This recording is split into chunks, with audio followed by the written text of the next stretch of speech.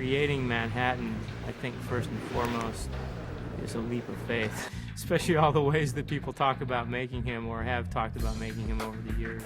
I wear a sweatsuit that has little blue lights taped to it. On it are little tracking markers. So these markers allow a computer later on to track each motion independently. All right, so we have our panel here that we can disconnect and then unpeel the panel if we need to. We can replace it and then plug it back in. We have all 4 Dr. Manhattan effect suits going. We've been working about 4 months developing the ability to put this many light-emitting diodes on suits without getting hot and putting out the brightness that they need. This is sort of the central brain of the system, and this allows us to control different zones of the suit. We even have LEDs on the bottom of his feet, and that's so that when he steps, we actually see light in his footprint.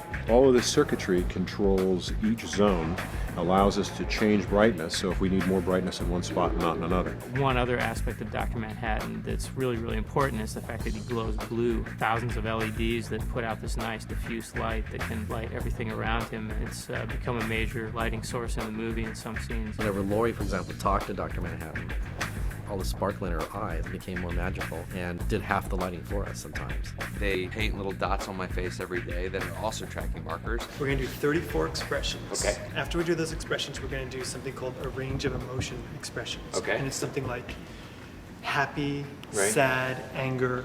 It's just an emotional range that we want to see, and it's going to encompass all the expressions. A lot of it just comes from how fantastic you think this creature is, or this character is in the movie, and you realize that he's a fully CG character that's going to be informed by Billy's performance. Essentially, my performance will be erased from the film, and the computer animators will create a Manhattan version of me, and then they'll make it really big and cool.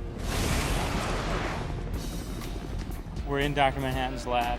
He's going to be 45 feet tall in here, and this balloon light that you see up there is going to represent the light that Dr. Manhattan gives out when he's that tall. Because he's a CG character through the whole movie, and we can easily make him 45 feet tall. But then he's got to shrink down and become Billy's size. There's a lot of stuff that happens on the set and off the set that goes into keeping the essence of his performance. It's been an interesting process to carry on from the initial test phase and get to the perfect Dr. Manhattan look and put him into the scene.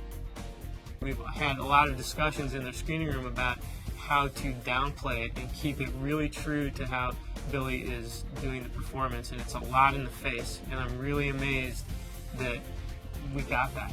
I think we lucked into something that worked out really well for this film. I think it has been pretty successful. We've got quite a few shots done. And we smile a lot in the screening room because it's just kind of freaky, you know?